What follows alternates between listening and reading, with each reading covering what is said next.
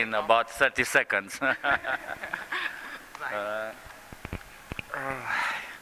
So I'm right now in this very moment. I reach a certain plateau, like a certain level, where my art or what I do is demanded all over the planet, in the most unusual places, like here. See? And what I do is just I deliver some statements which are political or social, but they are made with humor. And everywhere on this world you need some humor to understand what's going on. And I trained myself the last 20 years to be able to do it. So that's what I do as an artist. I have this kind of very direct language, namely drawing, which goes to the architecture of the places I'm showing. And as a man, I become famous too late. I'm like 50 years old and I have to crawl under this. I have to go over the wall, so it's like not so easy any longer. I'm happily married. I don't drink, I don't smoke, I don't party. So I'm not the usual artist you can imagine. Like, I'm very interested and I love to do this. And the rest is like just accidents. So I like to interact with the world and try to understand it through drawing. Try to name it, you know, like when the minute you draw something, you own it symbolically. Square men, Armani for men stuff. No, I'm like from a different territory. I come from another reality, and I pressure very much more the freedom and not the fashion. That's a choice.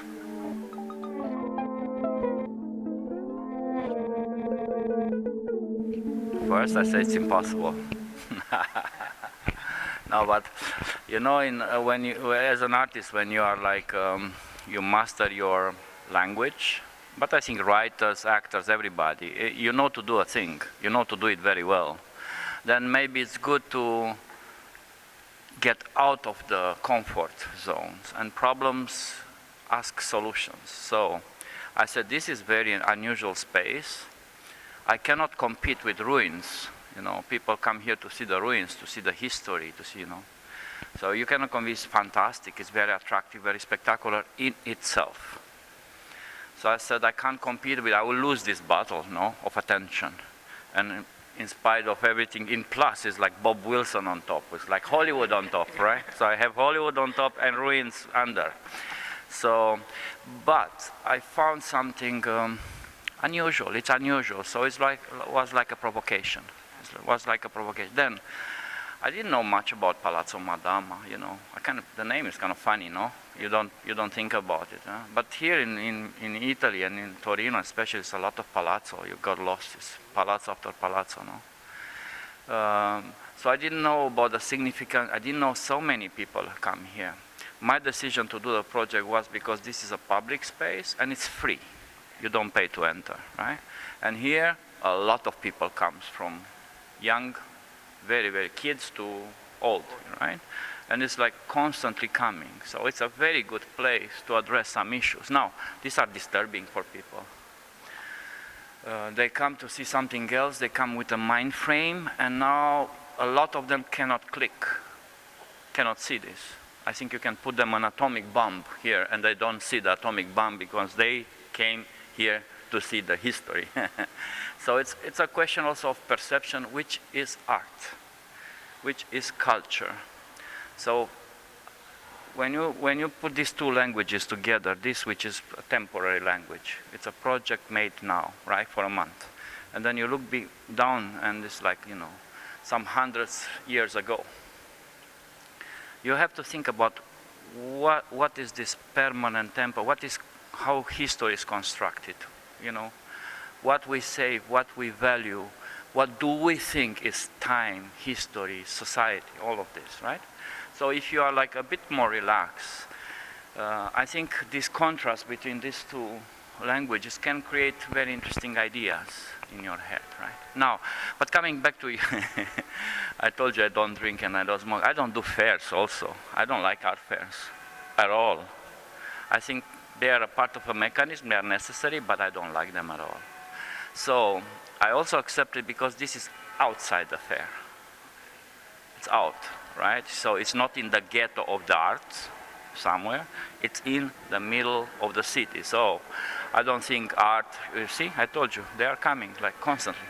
I don't think art have to be, symbolically put apart. So you have the church in the middle or the bank and you put the fair out. No, I think art is the same equal and important language we have today, and it has to be in the middle, and it has to be provocative.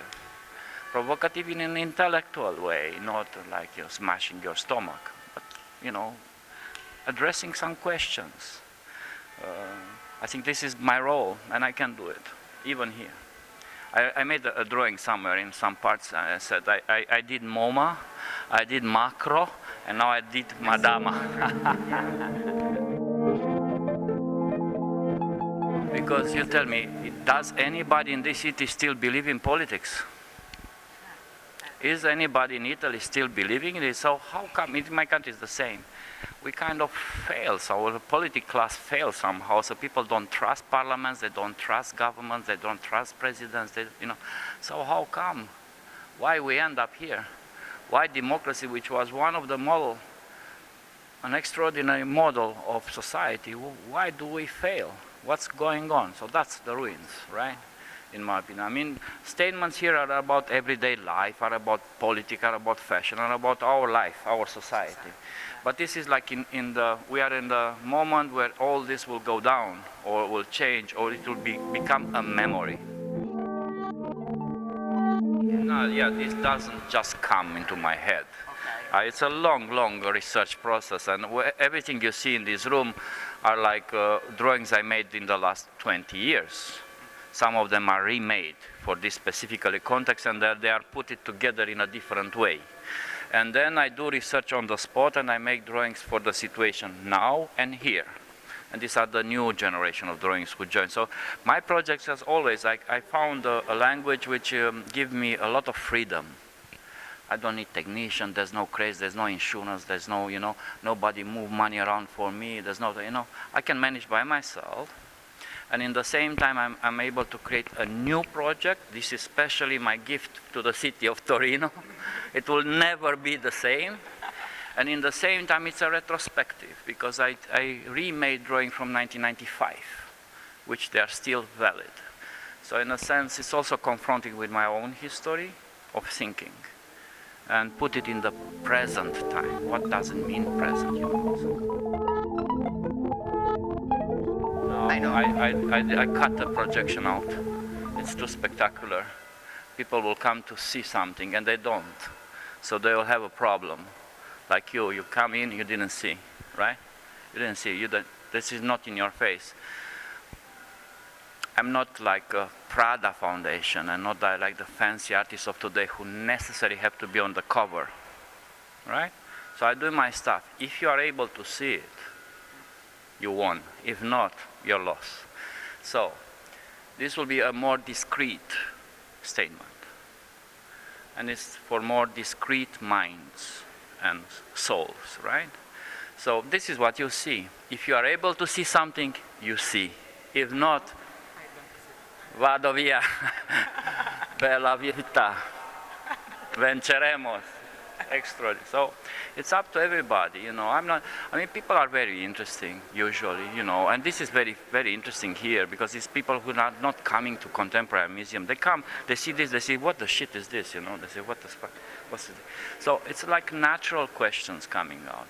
Some, I told you, they click, and they say, whoa, whoa, whoa, and they become interested, and because I orientate the drawings like this, they will dance. So they do the project. You will see people dancing in this room.